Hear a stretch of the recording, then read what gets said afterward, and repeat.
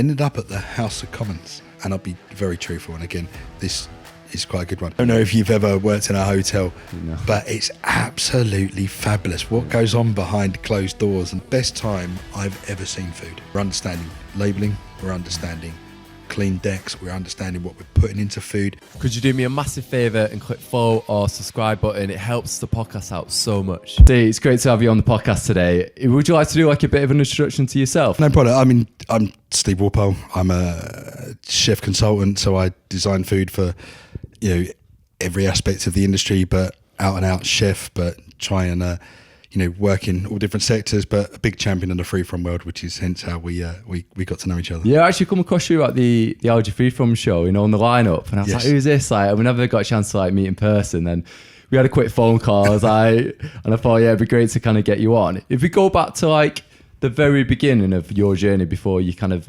became a chef, were you brought up in Essex? Yeah, so I'm an Essex boy. I'm originally from Upminster. So yeah, my parents are London parents, and they moved out to Essex, and then I was there. So yeah, we grew up around that sort of greater London Essex. I say that because Essex is quite a big county, but people don't really realise you have that sort of that London aspect to further out now.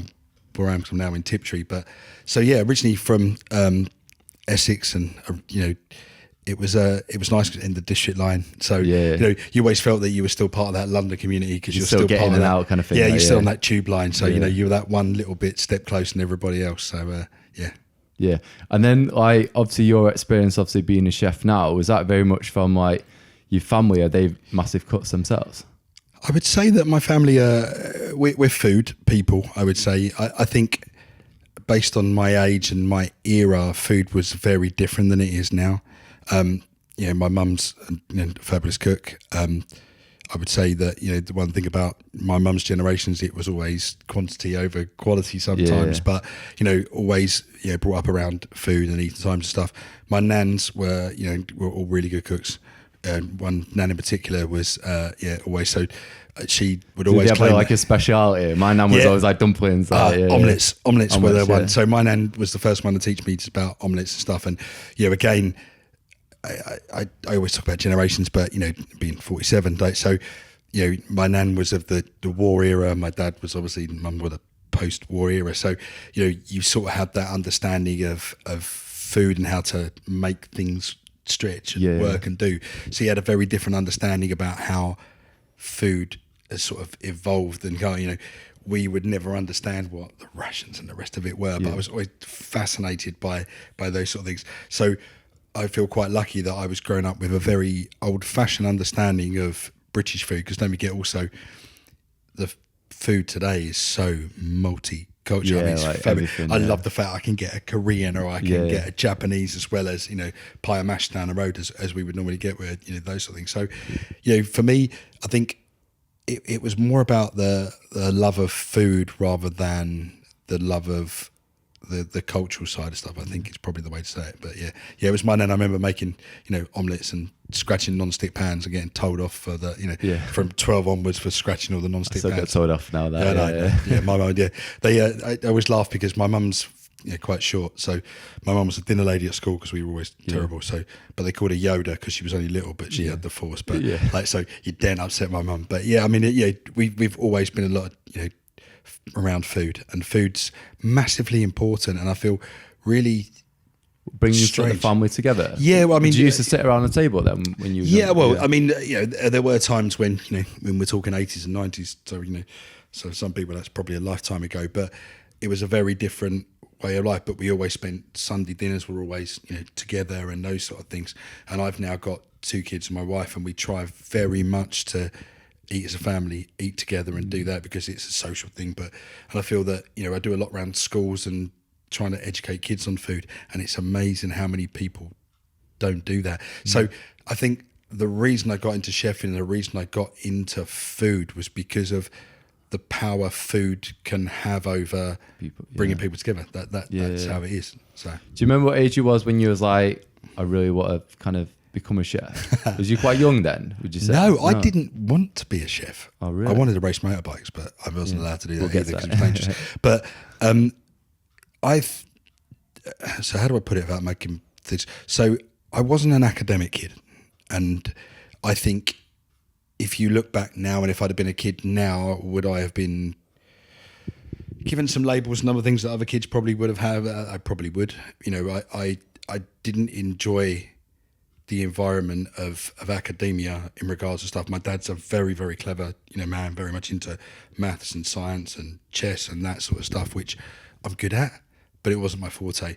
So for me, I tried to go into something practical, but also wasn't a mechanic. I wasn't a builder. I wasn't even like that. So food came about because I liked food. I applied to be, I think, my work experience at school, here we go. This is how long ago it was, 15. I applied to go to be a teacher assistant and see what teaching was like. I applied to a special school because I always felt that like doing stuff with people was good and trying to help people. Helping out. But then there was a little restaurant in Romford that had advertised for work experience kids to come and learn to be a chef. So the teaching ones turned me down. Everyone turned me down except the restaurant. And I then went to this little restaurant in Romford called Taylor's, and I remember meeting Maria, who was the daughter of the owners, and I met Peter and Tota, who were the owners. They were Greek Cypriot. They had come over in '74, and so they left when it all went, slightly problematic in Cyprus. Yeah, my girlfriend's family are all from there. Yeah. Actually, yeah. So but it was quite funny because you didn't realise that. But they opened this restaurant. And they said, "Look, come along," and I suddenly found that same understanding of food, if you know what I mean. Yeah. Like they had a real love for food, but we were doing French classical food. And it was a Greek family. And it was a Greek family, yeah. That's interesting. And so the husband to Maria at the time was Donald, and he and this other guy, Trevor, were these classical trained French chefs, but they were English. And then he had the Greek family, but then once a month they would do a Greek night.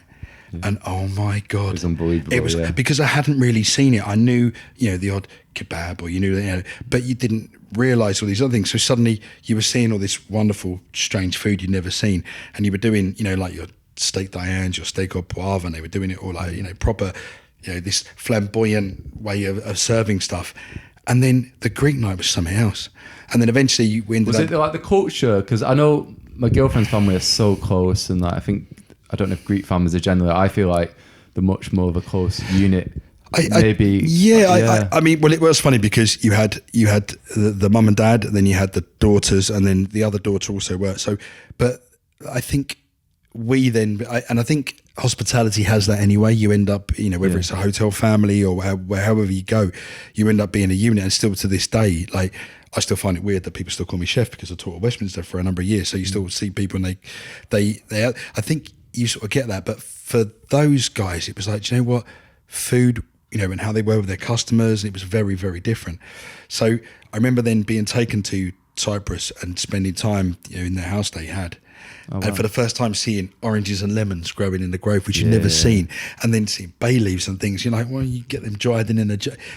So suddenly I became really aware of ingredients. But the one thing you learn about that experience for me being a 14, 15-year-old was that on the one hand, you had very complicated French cuisine, but on the other hand, you had really simple Greek food, and it all tasted wonderful.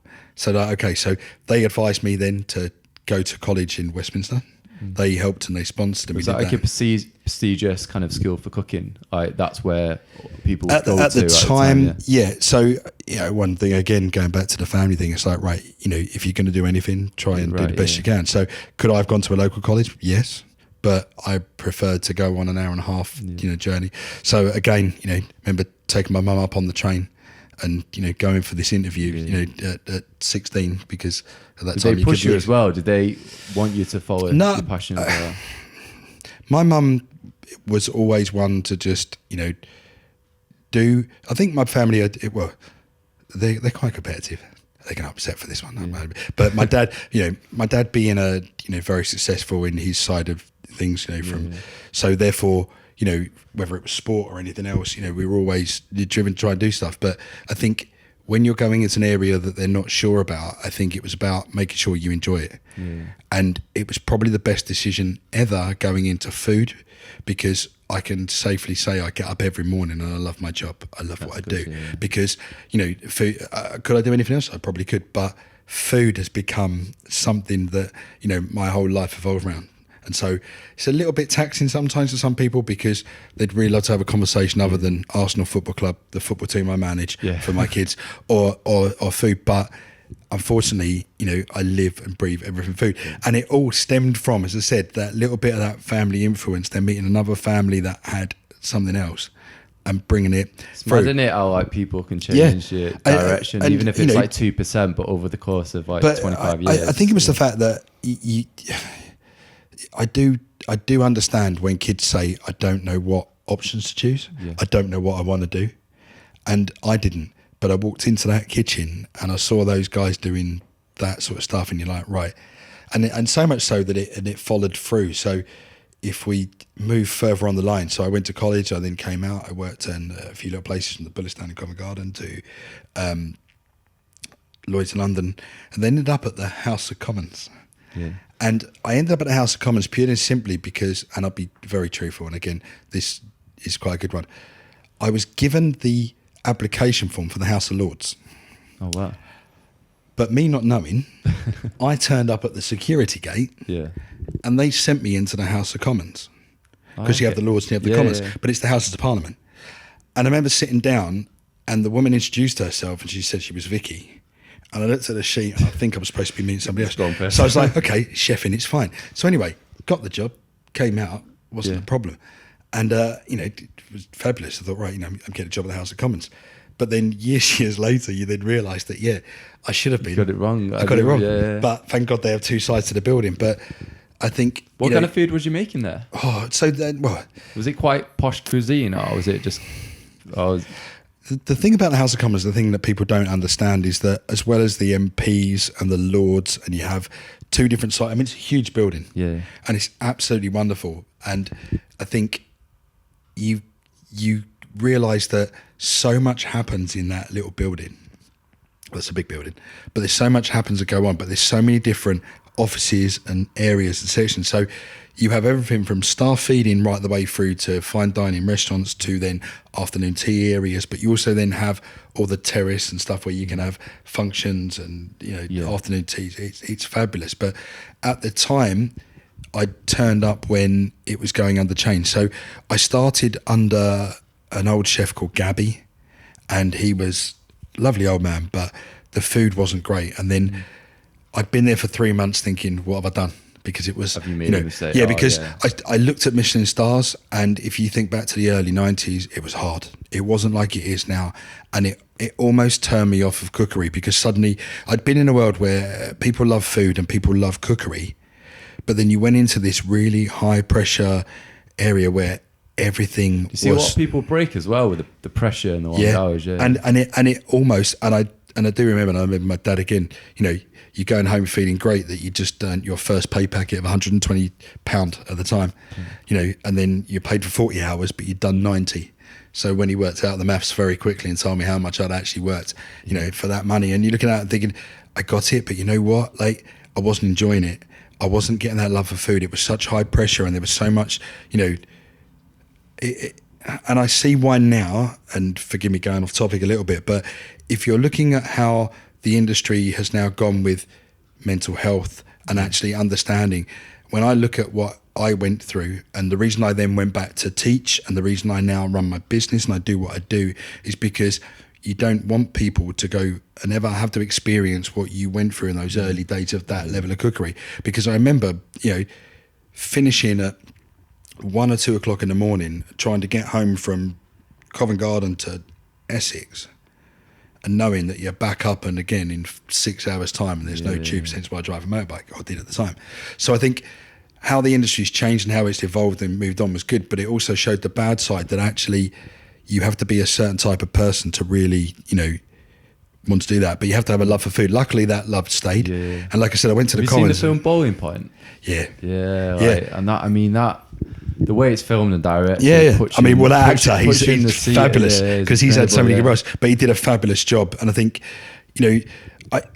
I don't want to harp on about it because people talk about it being the, earning your stripes and your stars, and it's not the way we need to talk about the industry. But also for me, it was the grounding to realise that the industry needed to change and how we need to do it.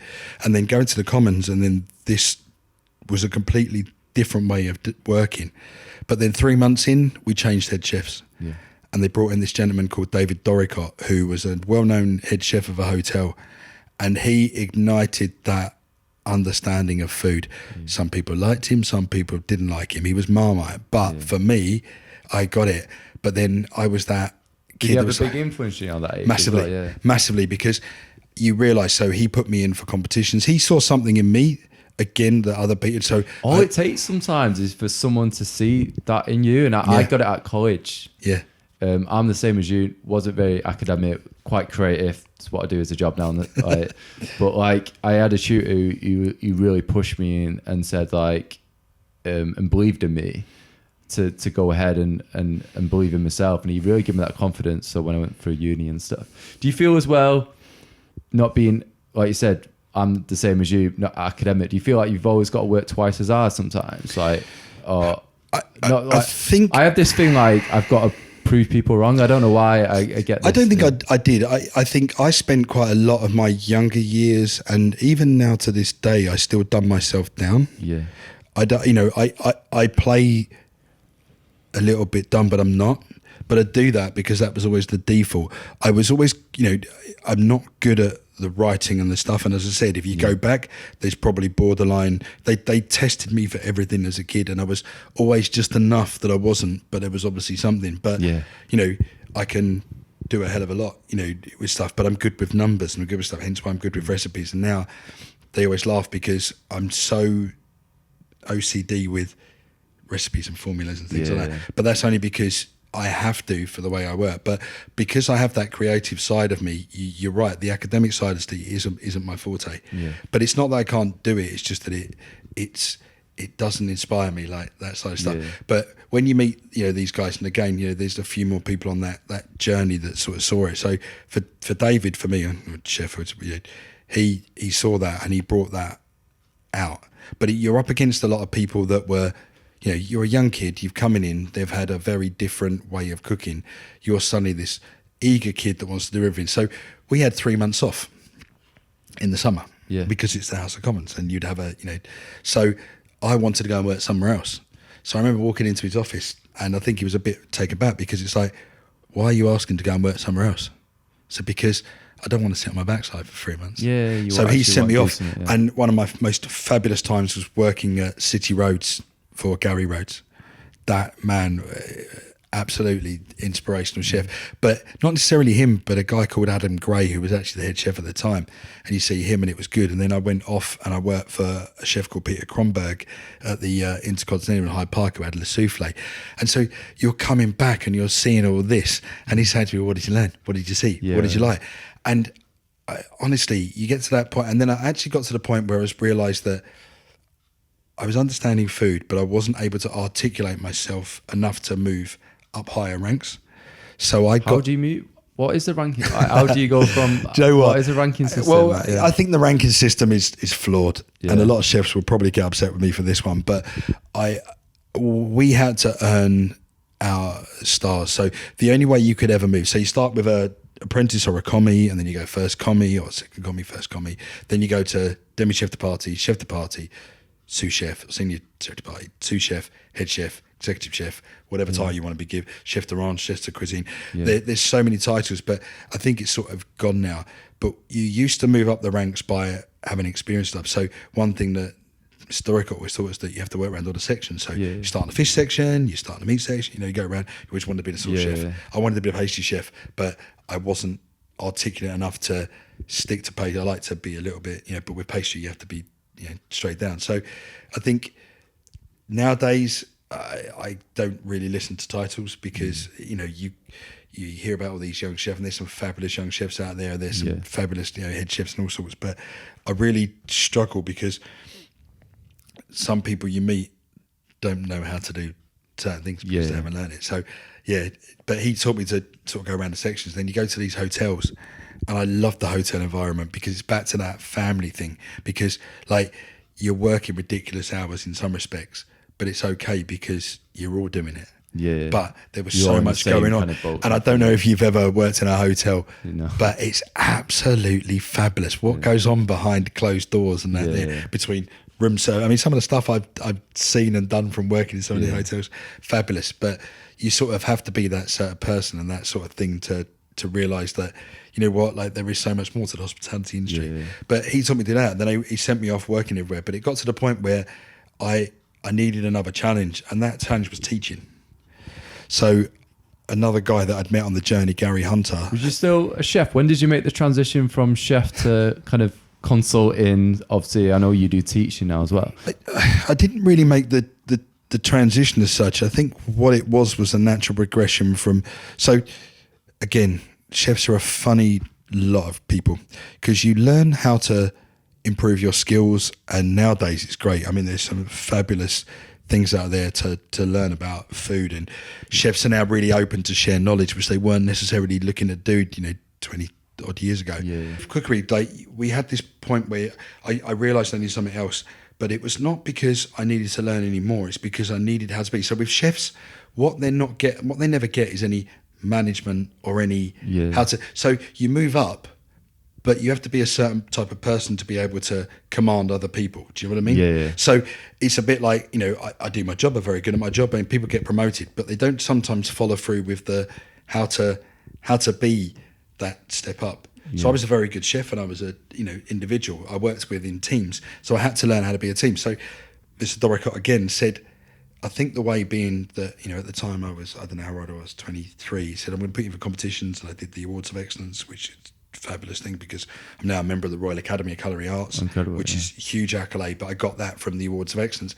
But he suggested I go and teach, because if you're able to teach a group of 16-year-old to 60-year-old people how to cook, then you can come back into a kitchen and then teach. So it was a way of management training before management training.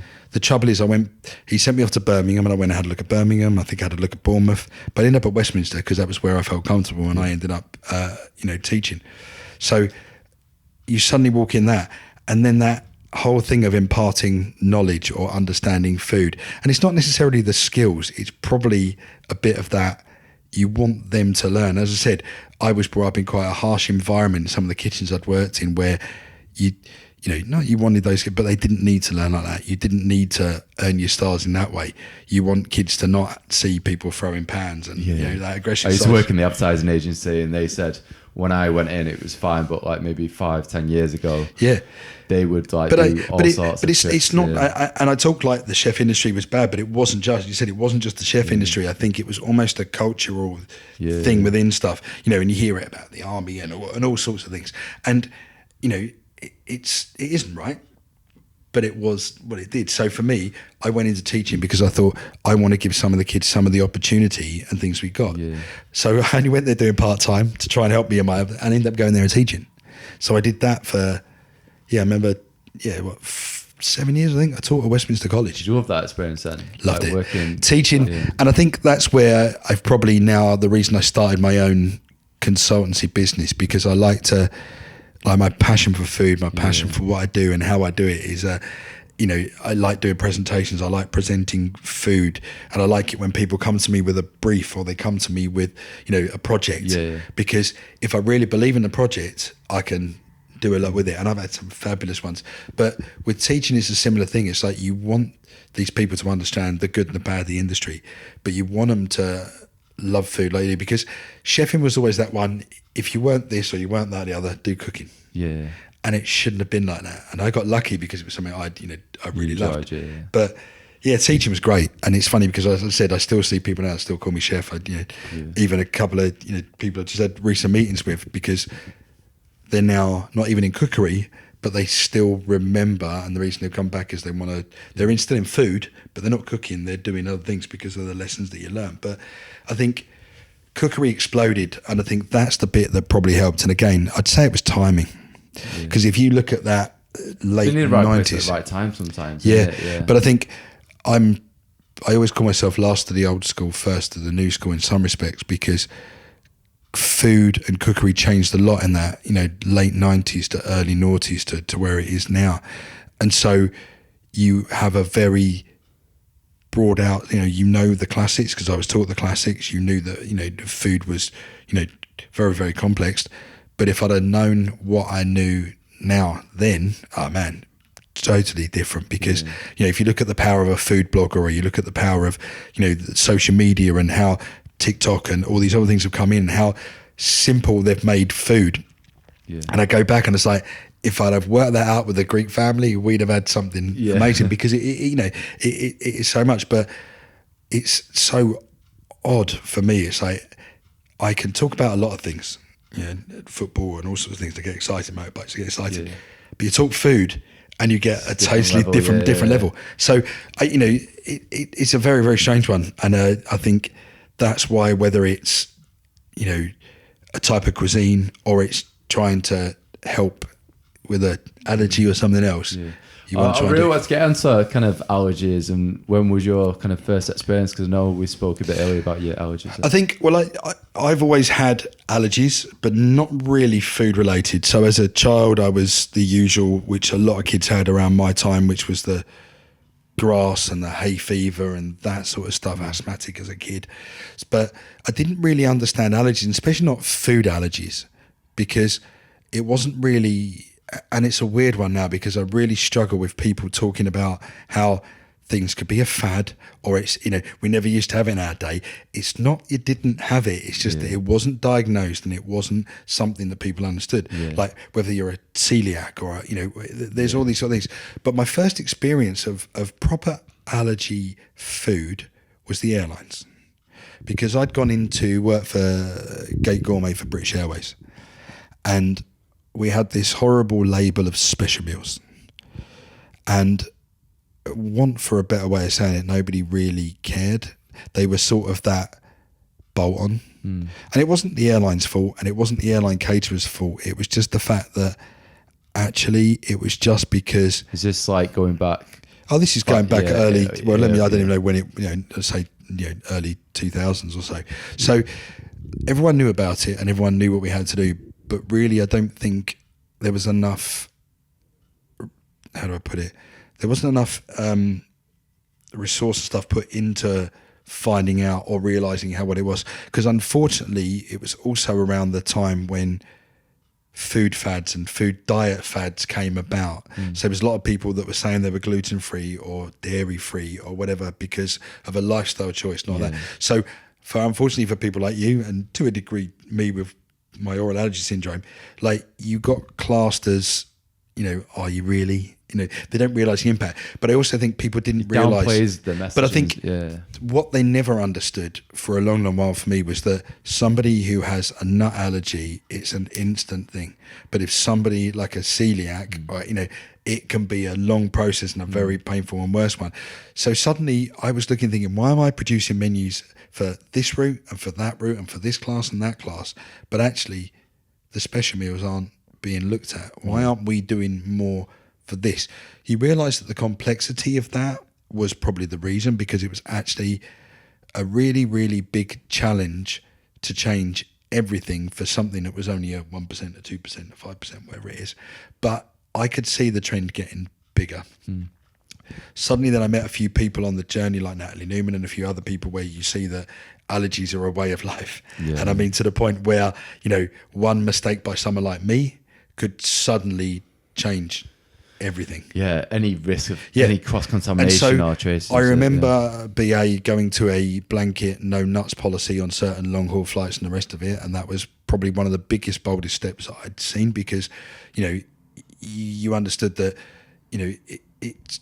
And again, I had to do a bit of research, and that's where it came in, because you suddenly realise there is two types. There is airborne and there is ingestation. So suddenly it's very different. But also you then realise that actually dairy is just as bad as nothing. So and you get their point. It's like, well, we can't blanketly do everything. And then they brought in the 14 halogens and everything else. And, but for me, I suddenly realised that I had to put food on, and it was shocking. Like, you can take away nuts. That's not too difficult. You can swap nuts for sunflower seeds or whatever, that's fine. But suddenly taking away gluten, taking away dairy, and we're talking 20 odd years ago, or 15 years ago, it was a nightmare. So how do I swap a bread roll that's a lovely bread roll for something that's like, a beer mat? Tastes just good. I just want to take this moment to talk to you about a brand called Good. It's gluten-free, and it's just come available in Asda. It's a brand new brand. It's free from peanuts, tree nuts, milk, egg, and sesame. And they do kind of meal kits and wraps. So they do like fajita kits, or they do hoisin. They also do katsu curry, which I've never had before. So yeah, it's great to try like different cuisines. When you've got lots of different allergies, it can be really difficult. And a lot of like supermarket brands now have that kind of make and take warning, which is really difficult for my allergies. So yeah, it's great as I've Good, It's gluten-free, sponsoring the podcast. If you want to find out more about them, I'll leave a link in the description below. They're also available to buy at Asda as well. Let's jump straight back to the podcast. So I sort of got into this. So what I was trying to then do, and this reason I got into development, was because I was phoning companies, I was phoning people, and I was saying, right, I need a dessert, or I need a product, but it needs to be gluten-free. But I can't take it's got to be a bit different. And I met a wonderful guy called Craig Barton, who runs now a company called All About Desserts, because he got it. We'd had the same classical background. He's a few years younger. He's a few years younger than me. A few years younger than me, I think. But he got it. So he was the first to help me produce really good desserts, and because you just realised that you could make a dessert completely free from, and you could start to do it. So then what we tried to then do, and I think there's a few companies out there now trying to do it, is like you're trying to get everybody to make it as allergy safe as possible, because it then. Because we had Mark on the podcast this week as well. Mark Ward. Yeah. You know what? Yeah, we'll talk about special meals as well. Yeah. And I tell you what, like what I love about Mark is that he was one of the other ones, because he worked for the other side of things. He was for the other company I won't mention either, but but we get together because he is actually celiac. Yeah. So for me, like I've not got those allergies, but I understood the airline industry. Yeah. So what he's doing with the niche free from kitchen is fabulous. Yeah, and I think it's a really good thing. And I think that the good news is he's disruptive, because he's doing what the other caterers can't do, because they're not set up to do it. Yeah. But I think that was the challenge. And now, even in what I'm doing now with a lot of other companies in regards to stuff, whether it's for retail or whatever else, is you're trying to take that away, because it shouldn't be that you can't be inclusive. You need to be inclusive with it. And I think that's where it's got to for me. So I feel like it's just getting bigger and bigger now, isn't it? Kind of. I just think that the more and more it's like if you think, well, you'd be different like me, but if you think back to the amount of people that had told you that they just can't eat something. Yeah, they can't tell you why. It's because like it's always been there, but now thanks to the fact that we can diagnose properly, you can know. So really, we need to really just be a bit more understanding that we've done a lot of bad things in regards of trying to produce food without thinking about the repercussions. Yeah. And now actually you open that up a bit further. That's happened with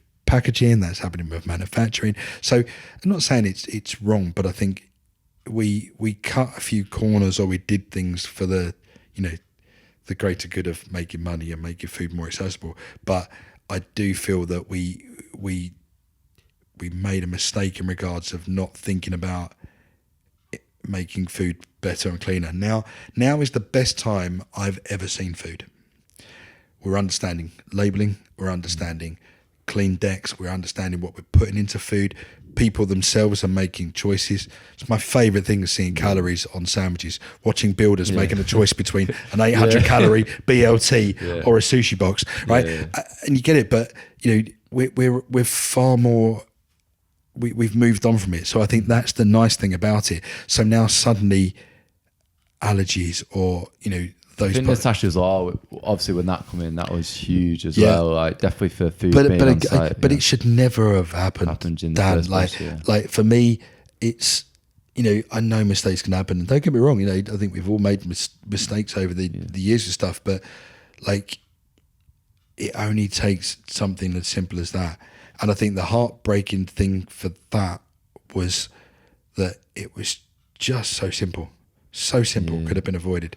I mean, and you physically couldn't see it. It was like crushed into the bread as well. So it's not even like, But it was even the fact that they did have EpiPens and all sorts of stuff there, but just not enough to be able to do it. But I think, and again, I think the one thing that I got frustrated with, and I spent a bit of time trying to do, was actually within the education process of food. So going back to the teaching, you teach them about food, you teach them about hygiene, you teach them about health and safety. Why isn't allergies actually built in? And Natalie and myself, and even Mark, I believe, have the same conversations where it should be part of the training. Yeah. Even now, to the point where, and it's what, and to this day it's still not. It's I think it's now it now is, but I think it's very small. But it needs to be the same as a health and hygiene certificate, in my opinion. Yeah. Because it needs to be there. But I think also, like, people, I think it's the lack of awareness of, you can't use the same fryer, you can't use the same thing. Yeah. But also, like I said, there's people that can't eat it, but there's also people that if it's in the air, it causes problems. Yeah. So I think, I always go now, and you know him very well, Callum, Natalie's son, his son, because, he's got 28 allergies. So I always try and envisage that you want to make as much stuff safe that he could have. I was going to talk about, obviously, with the Free From Food Awards. Was you one of the judges as well?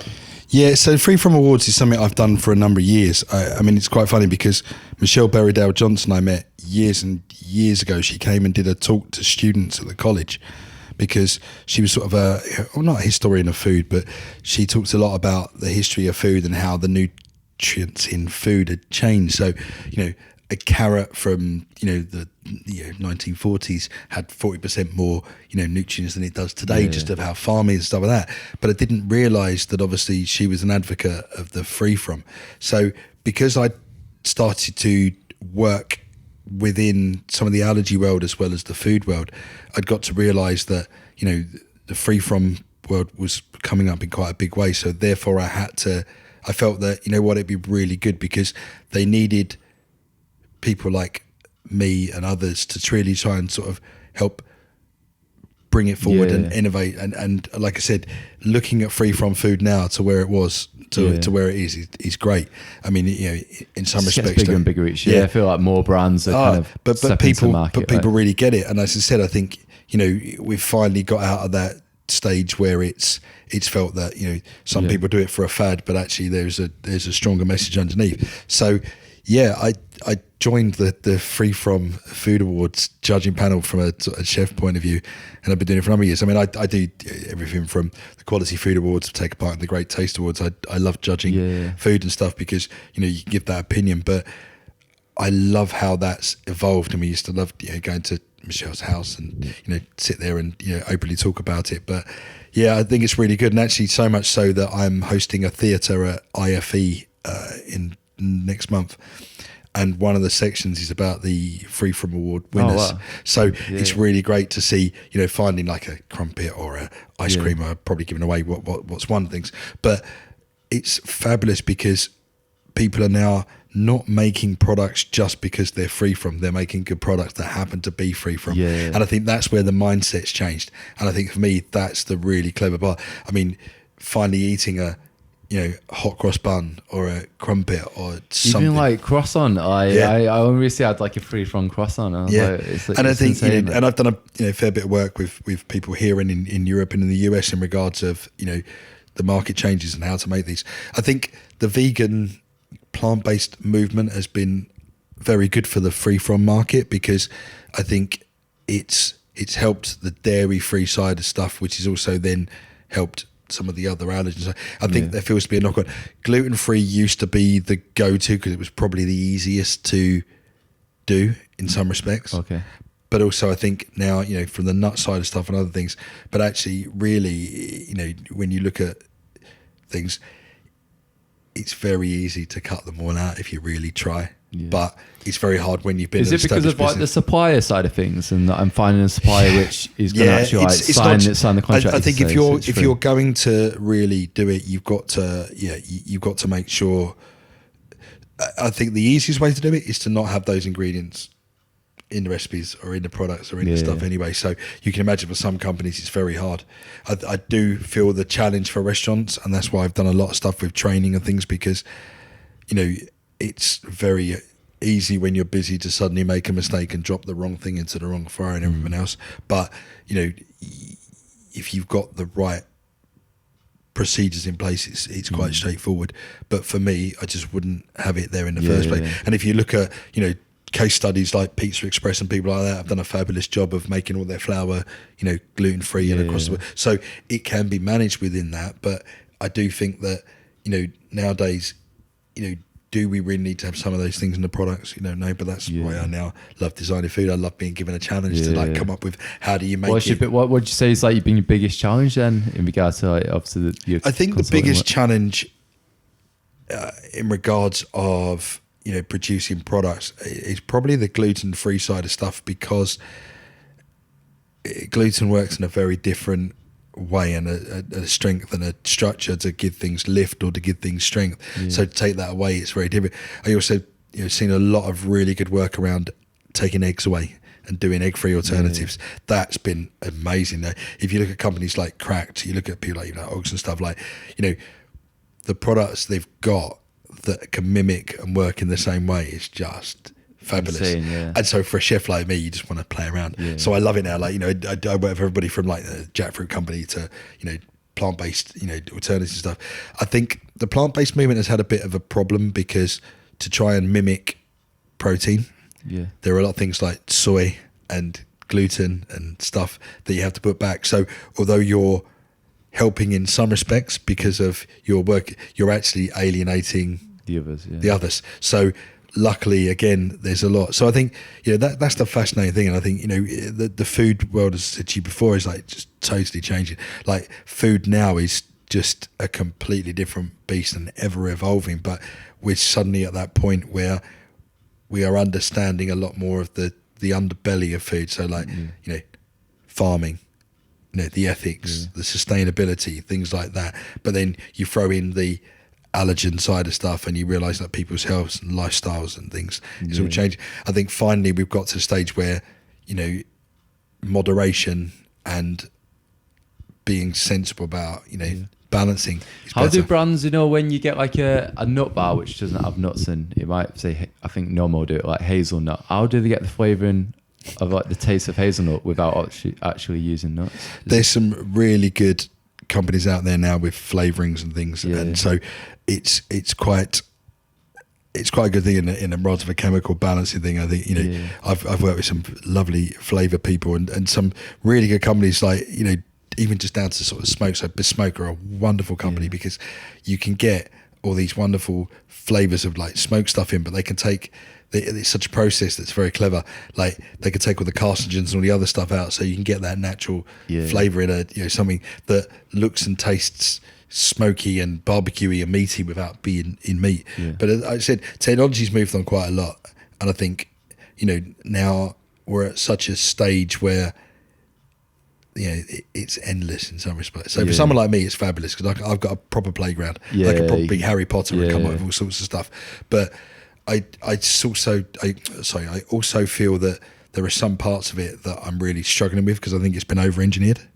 So, and again, go back to the plant-based and how that's affected some of the marketplaces, because you're now making things look, taste and feel like meat, which is great for people like me who are, do I want to class myself as a flexitarian now that I'm going on camera? But we don't eat meat all the time. I try to balance up between, but why do we have to produce and make things that look, taste and mimic meat? Because vegans and vegetarian wouldn't want to do it. So I feel that in some ways, it's a different thing. But from the allergy point of view as well, it's I don't know whether I'd want to make something taste like hazelnut if I couldn't have them, because I think it's because that's it. I saw someone the other day, I think it's today on my comments, being like, well, I wouldn't eat the hazelnut because it would give me anxiety, having an allergy. So it's not for everyone. I think I would try it out. But I think the benefit of it is the fact that you can then experience it and open it. But then I don't know what nuts taste like, so I'll be tasting it, but it's all right. But it's the same with the meat thing. And so for me, it's some of the challenges I get from a point of view of asking me about to develop or make a range or do things. It's so you sometimes have to look beyond that and think about, how that is. But it's honestly, I can now.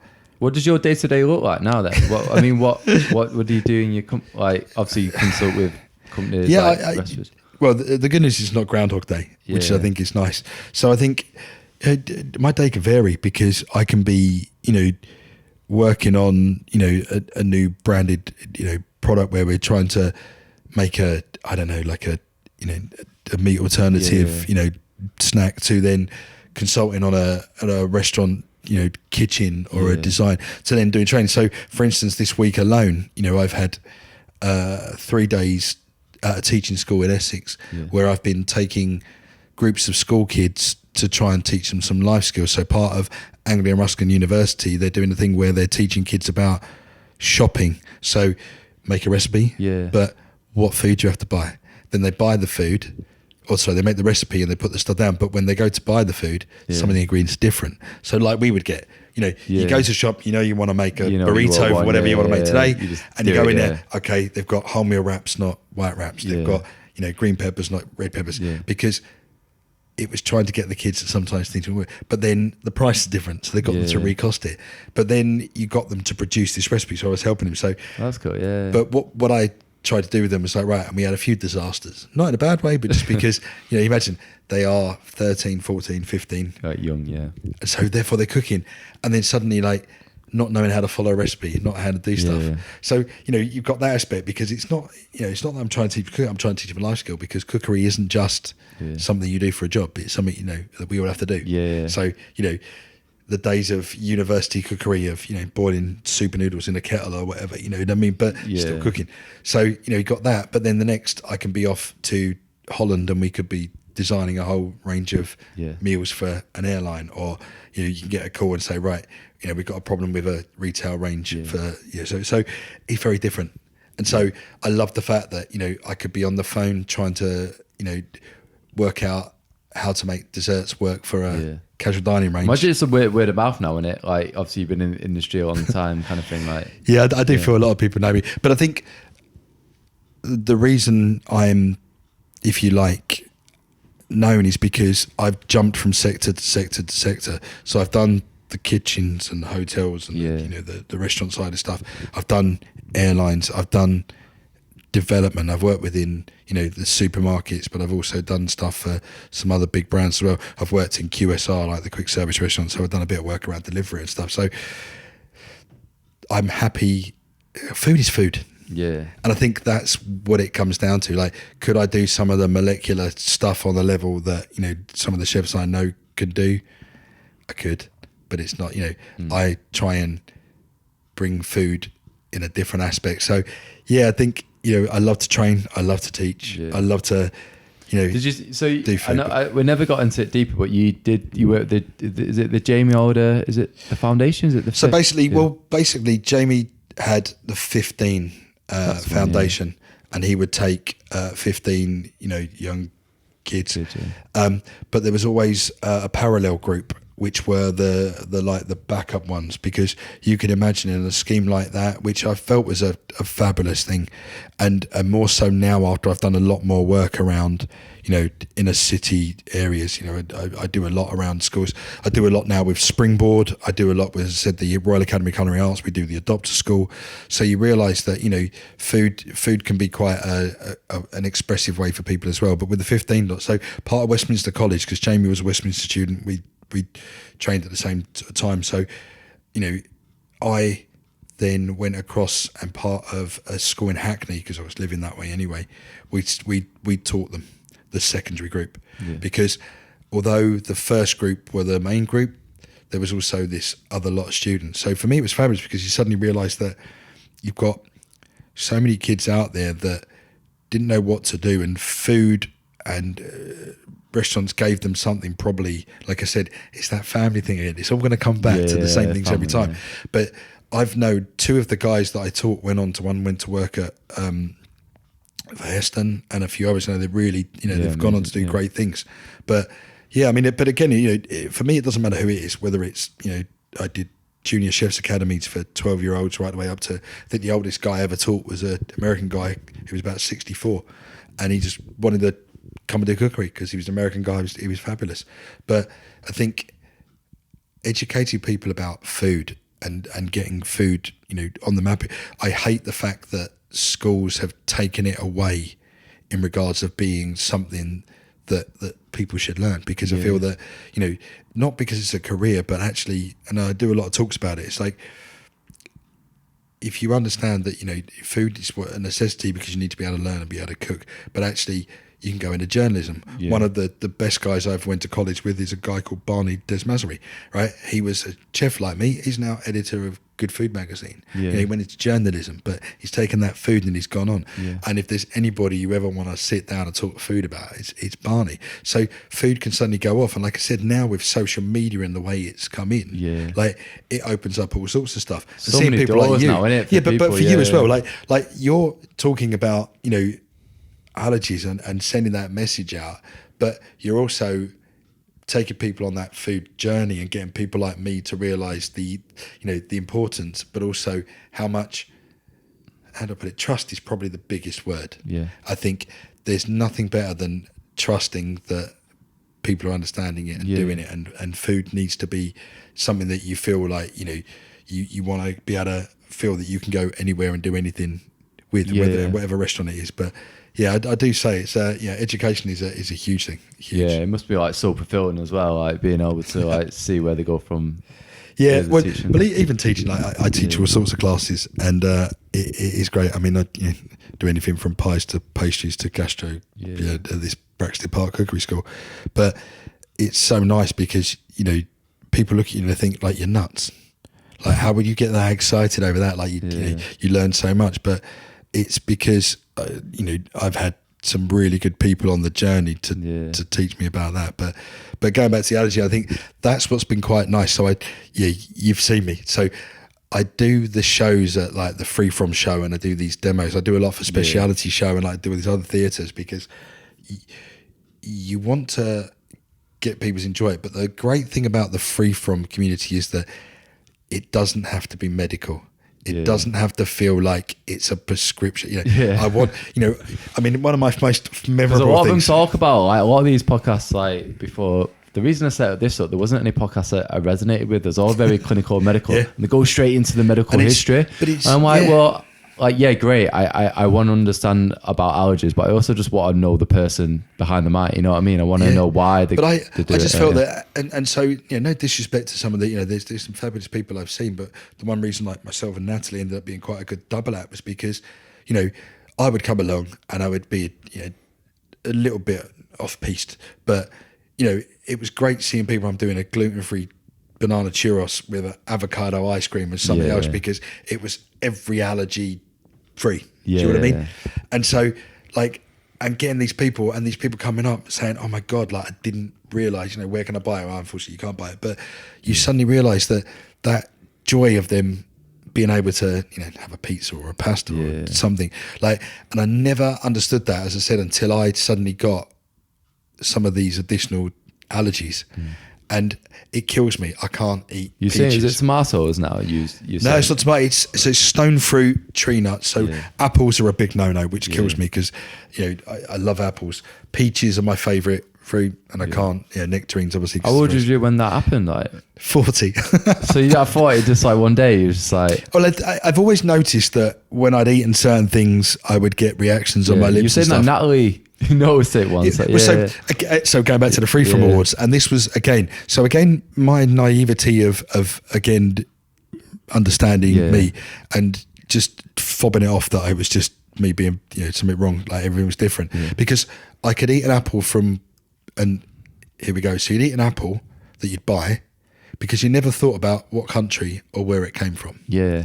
And again, I remember going on holiday and I could eat things on holiday that I couldn't eat here. Yeah.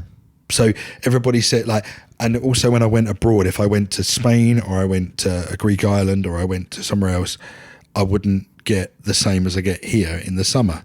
So there had to be something in it. So it was just climates and the rest of it. But with food, it was like, so I started to realise that apples and a few things set me off. And, you know, and you'd get that tingling, or you'd get your bubbled lips, or you do something, and you're like, okay, it's just something. Antihistamine kind of but thing. there are certain things like chili I don't really like, but too much of it and it can swell my lips up and all sorts of stuff. So I try and avoid that as well. But I remember sitting judging and we were tasting breakfast cereals and other things. And I was sitting with Natalie, and she just looked at me and she said, "Are you all right?" I was like, "Yeah." She said, "You're not." So why not? She said, "Your breathing's gone funny." She said, "You're not acting the same." And she said, "What have you eaten?" I said, "I don't know." It was so she read the packet and she said, "Are you allergic to nuts?" I said, "No, I'm not allergic to nuts, Natalie. I'm really not." Yeah. She went, "Okay, just don't eat anything like that." Yeah. So anyway, a few months later, I was out and I did a project somewhere, and I stopped at the airport, and it was early morning. I was getting a flight back. I'm sure it was Sweden, somewhere like that. And there was no stuff to eat. It was an airport. It was early morning because I was traveling quite a lot. And I remember picking up this granola pot and a yogurt because I was trying to be a bit healthy, and because you have to try and do these things when you're traveling because you can't keep grabbing Greg's sausage rolls. So I picked up this mix, and I suddenly heard my breathing and I could feel something going. So I thought, what do I do? I thought, I can't phone my wife because I panic her, because from traveling before, I got really ill in India when I spent on and off 9 months in India eating, so I thought, can't panic her. I'll phone somebody who knows. So I phoned Natalie, and she went, "You've had nuts." And she read the label and she said, "I think you need to get tested." Yeah.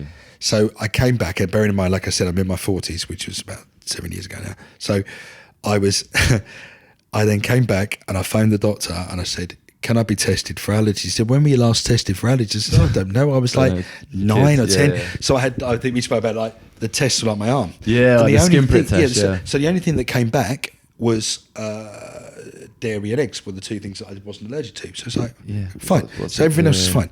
So didn't have a problem. But also I knew I could eat cashew nuts for some reason, and peanuts I knew I was fine because it's something else. So anyway, came back, Natalie's advice. I took the test, and when it come back, I was working for a company called Ugo Foods. The blood test as well, yeah. Yeah. So then it came back, and I literally had this panicked nurse on the phone going, "Right, don't eat anything or do anything. Please come to the surgery. You need to pick up these EpiPens." What? And I was like, "What?" And at that point, I suddenly, not that sort of epiphany moment, but you suddenly then got, because you have that fear, like, "Oh my God, what and then you get these EpiPen, and my daughter, bless her, my daughter Jess, all she wanted to do was be able to stab me in the leg with it. It was just like, and she like, went no, on, no, and she was like forever. It's like, "Please don't do it, Daddy. Please don't do it, Daddy." But it's like, but suddenly you then that anxiety, that fear, that understanding, and so suddenly I had that complete understanding of the area and the world that I was then trying to help, because you were suddenly part of that. And it took about 18 months before they realised that I didn't have it to the degree that I needed that, but that fear, and then checking every label, checking everything. Just like the anxiety sometimes. Mine comes in waves, to be honest. And for me, it was a real shock because I never had to do it. Yeah. The worst thing for me then was, at the time I was working for one client, and we had a peach and almond tart, which I couldn't do. We had cherries, something. So suddenly there was all these things that I was avoiding because I didn't do it. The good news is now I've learned that it's actually in the raw form. So done a bit of digging in regards to what level. So I can eat tinned peaches, but I can't eat raw. Yeah. I can cook them and remove the skin and that. So you find ways around it, but I still, if I can help it, I avoid it. But what it did was it brought me into that almost, I understand. Do you know what I mean? Because you'd never got it. Like I wouldn't know what it's like for you to be on a plane. I've always said like empathy, and like trying to teach that when someone doesn't have an allergy or they don't have a friend or family member with an allergy, it can be really hard. And so suddenly to have had that, you then realise, so then when you go into a company saying like, you really need to be doing this, and they're like, "Really?" I said, no, because imagine this. And even with the school kids, so we were doing, one of them had a cheesecake and they wanted to put these almonds on the top. And the woman was trying to explain to this kid that you've got to make sure that you don't, you have a label, and we clearly, I made them do allergy charts, and they did as well. But he didn't realise that he's even got to clean the packet and wipe it down, because anything it's just touched or anything. I mean, I'm not to that level like you, but they couldn't get their head around the fact that one, Mike was, and even gluten. I mean, Mark, people like Mark Ward tell you, like, they've really thought about it. Like, it's interesting, like with the kids' point of view as well. Like, but and for my kids now, it's funny because they know what triggers my asthma. They know what now triggers my food allergies. And so, for them, it's good because then they go to school. And one of the things I found when I did stuff with the Craft Guild of Chefs, when I did some school meals incentives, was how you can't police kids' packed lunches. So you tell them there is a nut policy and there is anything else, but yet when you do a lunchbox inspection just to see what they're doing, and they've got a Nutella sandwich or they've got something else, like I know to that parent they didn't really think about it, and the kid doesn't really think about it, but they don't realise that could really impact massively. So I think the education's come on a long way, but I think you're right. For me, it stepped up a notch when you enter that world of because you never realise what anxiety is until you're in that situation. And then I go back to being I use on it that plane. like not too long ago, I thought that potentially was a panic attack, and I just freaked out. But that's what I said to you. My symptoms can be absolutely in like the tight throat, because you if your body starts to it's funny because again I remember that I was on a flight back from Mexico and I'd had a really strong coffee in Mexico, and it gave me I ended up hyperventilating, but I thought I was having a heart attack because it put the pins and needles down your arm and everything else. And they were getting really nervous until this CSD What made you freak out about the coffee? It wasn't the coffee. No. It wasn't even that. It was just the fact that I'd had this coffee. I think I'd been away in Mexico. We had a really busy time doing this this project. It went well, but it was stressful. I'd had this coffee. I'd got back, and I think my body was starting to relax. But I think and the coffee had made my heart go up, but I think my breathing went, so I was hyperventilating, and I think I was nervous and I was panicking and I wanted to get home. So suddenly you're getting the pins and needles and you feel like, so it was only because of that experience that when I then had the nut allergy and something affected me, how my body was reacting was actually more the anxiety than the reaction. Does that make sense? Yeah. But those two together, and this is what I'm saying to people, is it's not always the reaction. The reaction could be managed, but if you start panicking, because that's what happened when people start panicking around you and people start to not know what to do. And that's why I said the biggest thing you can ever do for anybody in any situation, when it's an allergy or it's anything else, is stay calm, keep them calm, and you'll be okay. Yeah, the last thing you want is someone's getting like, but when they're freaking, it makes you freak, and that's what I'm saying. So things can be really heightened, and for me, that's a big. I avoid coffee now. Like I met up with I can't avoid coffee. I drink business so owner much. the other day.